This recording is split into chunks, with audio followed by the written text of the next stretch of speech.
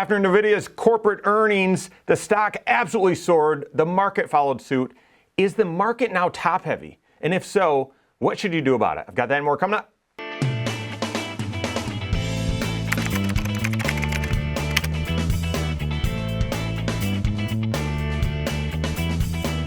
My name is Mike Bernard. I'm the host of the Wise Money Show. I'm also one of the certified financial planners right here at Korhorn Financial Group. Make sure you hit that subscribe button, turn on notifications, and smash that thumbs up button. Seeing a lot of these headlines recently, ever since Nvidia's quarterly earnings call, that we are now in a tech bubble. I don't know if you're seeing that as well. And yeah, at least on the surface, it's hard to argue with that when you see that Nvidia, a company that has had a lot of potential, meager profits, meager revenue until just recently, and when the quarterly earnings call, it surpassed all expectations, and the stock market absolutely soared. But when you take a look at, the company just surpassed $2 trillion in overall market cap, and yet, which makes it larger than entire sectors of the economy. It makes it larger than many countries, but when you look at the actual profits, which you're actually paying for, the profits are minuscule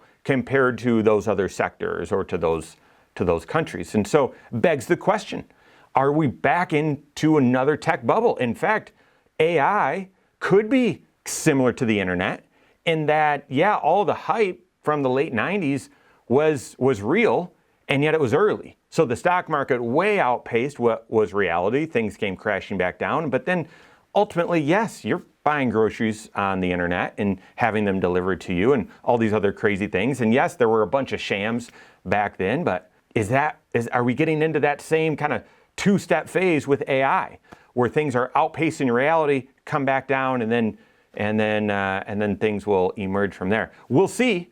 But the big question remains, well, with at least Nvidia, right, but certainly others as well, is the market now top heavy? And one of the reasons you have the S&P 500 or you invest in the broad market is because you're diversified. Well, is it still as diversified as it once was, or is there a new risk you need to be aware of? Well, take a look at this chart, these charts here. This is actually the top 10 holdings out of the S&P 500. And so the S&P 500, if you're not aware, that's the 500 largest stocks here in the U.S. These are numbers based off of the top 10. Now, also, just quick tangent, the Magnificent Seven, as it's being called now, just abysmal, just terrible in 2022. If you looked at any of their performance in 2022, you would say, these are awful companies or awful investments if it was detached a little bit and you weren't aware.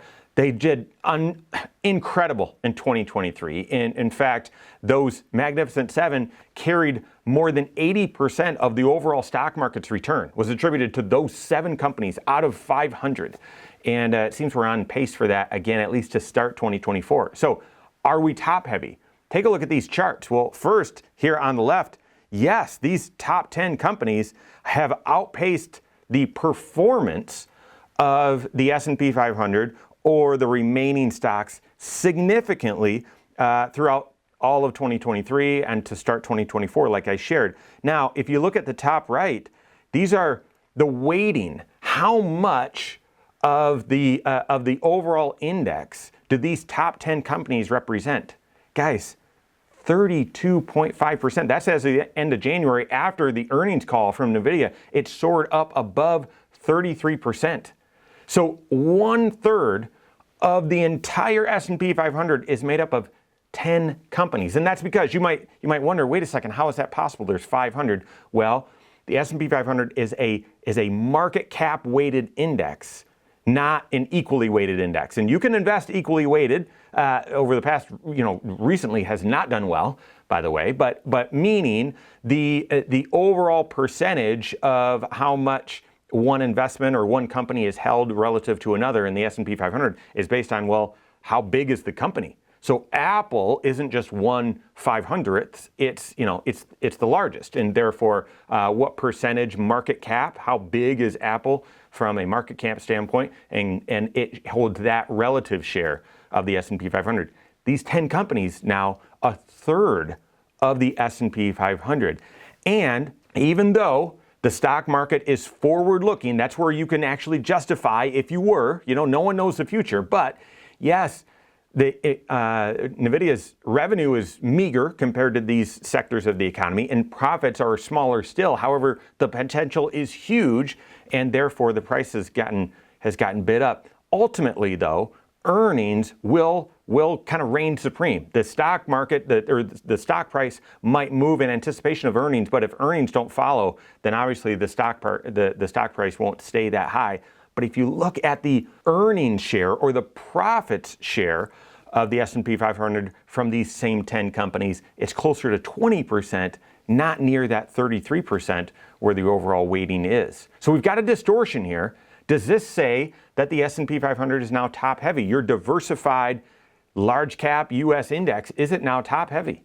Yes, it is. I mean, when you go back to the chart showing that it's 32.5% or now 33%, these 10 companies, when you compare that to history, there's no time period anywhere close to that, other than after COVID, we printed, all this money, and a few companies absolutely soared, and we were right here saying, hey guys, things look top heavy. They could stay this way for a while. Hopefully the earnings, these companies grow into these valuations, but hey, this is getting a little dicey. We're back at those same levels, a little bit higher than that. This is record high concentration of the S&P 500.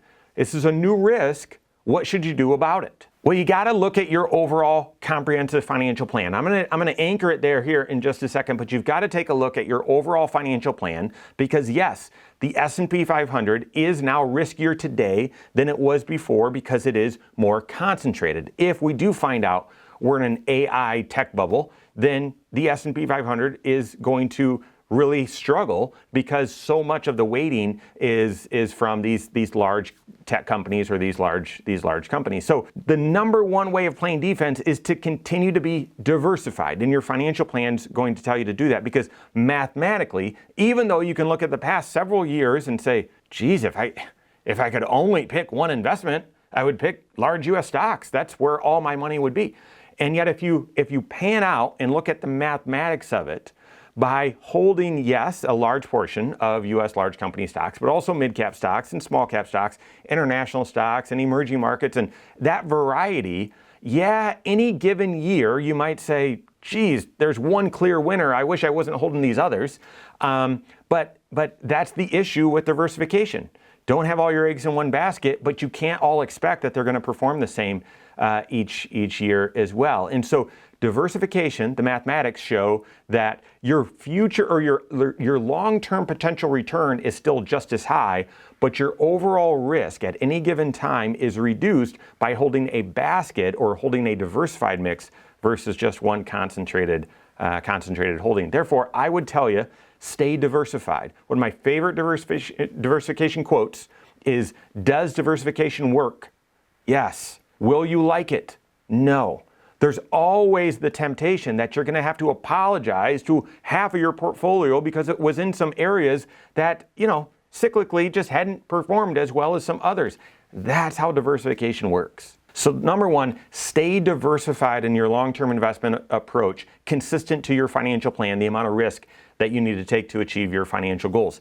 Stay disciplined with that. Instead of getting in the hype and saying, nope, I'm gonna invest, even more aggressively. Your S&P 500 is now taking on more risk because it's more concentrated. In the short term, or at times, this can mean tremendous results, but it can also mean a lot of volatility. So stay diversified. Second, I would encourage you to stay long-term. Stay long-term in your thinking. And that doesn't mean, well, geez, Nvidia just went up 15% in a day or so, and these companies are reigning supreme. They're really carrying the markets. Therefore, I need to overload even more on these companies. Nah, I'd be very, very careful about that. And then finally, same thing, stay long-term, but stay connected to your financial plan. If there are dollars that you're going to need in the short term, they're not appropriate for long-term investments, even if these companies have done so well recently. I would anchor your investment decisions based on your time horizon, and all of that's connected to your financial goals. So if you're on the verge of retirement or early in retirement, the amount of money that you're going to need to be withdrawing from your investments over the next 2 to 3 years, that should be in low-risk investments. That way, if we do see a tech bubble, or if we do see some new risk or something like that, and all of a sudden these valuations, which are very concentrated, very optimistic on these top 7 or top 10 companies, if that fizzles out, then you've still got 2 to 3 years worth of cash that can fund and supplement your retirement so that you don't need to worry. You give things time to recover. Your kind of intermediate term, that 3 to 7 years, that should be medium risk. Maybe this is an area that you consider hedging the S&P 500, holding some S&P 500 investments, but having a downside hedge, which limits your upside, but you still get to participate in a chunk of it as well. Or complement with some dividend investing where you're holding on to a basket of investments, but you're using a fund that is enhanced for its dividend yield, something like that.